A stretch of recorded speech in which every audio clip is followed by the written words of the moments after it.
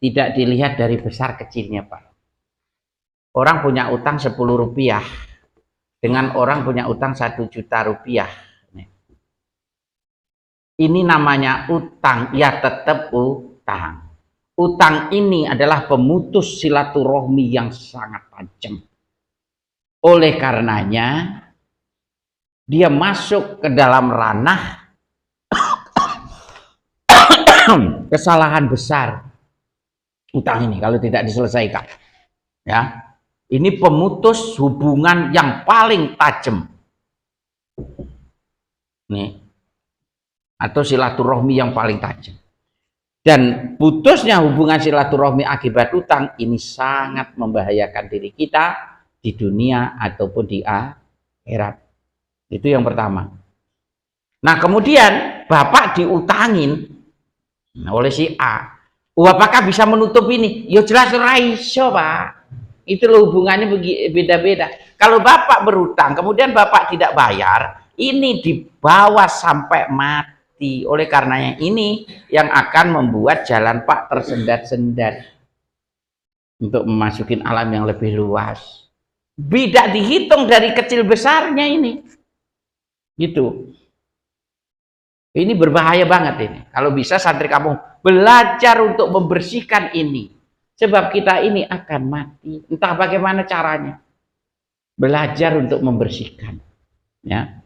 Setelah bersih jangan lagi. Kalau toh berutang, carilah lembaga. Supaya jelas hitungannya. Kalau lembaga kan berani sita. Ya toh? Berarti beres. Gitu. Jadi itu. Kemudian, jawaban sudah jelas tadi ya.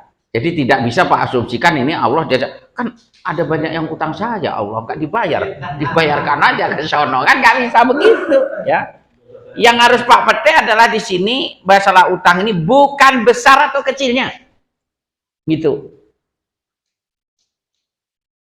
Karena ini nanti akan menjadi sangkutan Pak, akan menjadi sangkutan di dalam perjalanan kita. Nah kemudian ini juga akan menjadi sebuah perbuatan yang terwariskan. Kalau nanti di sini diutang Bapak nggak bayar, anak Pak juga akan mendapatkan problem dari itu. Oleh karenanya ketika ada orang meninggal, itu selalu dicari-cari di mana punya utang harus dibayar dan sebagainya. Itu sudah menurut saya sudah terlambat, gitu. Gitu loh Pak. Ya, makanya kita harus belajar untuk membersihkan daripada utang piutang ini, biarpun sekecil apapun. Kalau toh kita masih terjebak dalam itu, ya buat kesepakatan dengan teman, dengan apa ya. Cuman kesepakatan jangan dihianati. Kalau ada ya dicicil. Dengan cowok punya utang 1 juta ya sudah ada 50 juta. Yang penting ada niat aja. Niatan inilah ketika kita nanti mati belum ada, yang penting niatan ini ada bisa dimapu. Gitu. Tapi kalau tidak ada niatan ini akan menjadi sangkutan, Pak. Nggak bisa di dunia roh itu, ini Pak Ustadz Jaid itu sudah mengkhatamkan ya isi buku roh nih. Tadi udah tak nih. Beliau mungkin sudah mulai paham tuh tentang perjalanan roh tuh nggak bisa apa ya saling seluruh nggak bisa.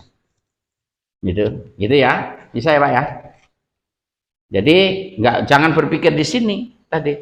Urusannya ini adalah orang yang berutang kepada Pak. Nah kemudian dalam berutang ini tagihlah.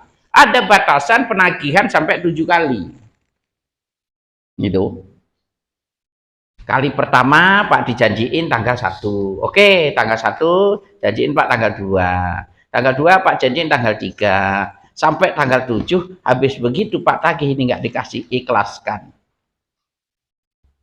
Karena ketika Pak ikhlaskan ini akan berbalik membahayakan terhadap orang yang hutang tadi.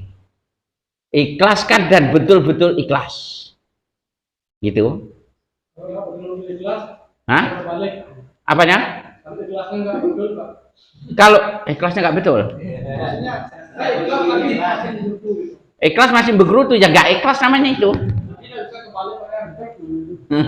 Ya akan menjadi beban seumur hidup. Kalau diikhlaskan ini cepat Pak, dia akan kena balak daripada apa yang dilakukan. Gitu. Ini berbahaya. Jadi dia akan rezekinya akan sulit di sini. Gitu. Ya. Jadi itu hukumnya batasannya kalau saya memakai 7 kali ini.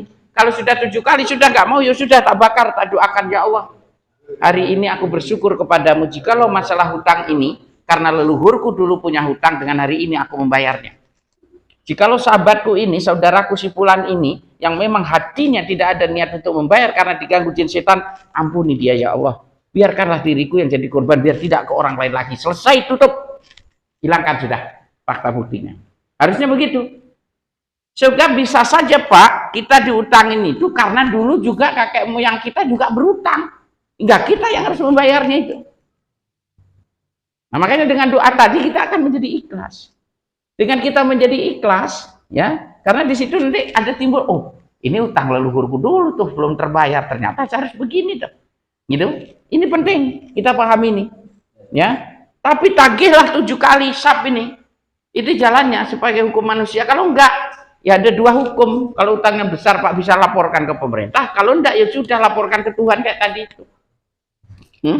Selesai. Untuk apa kita menyakitkan hati, ya toh?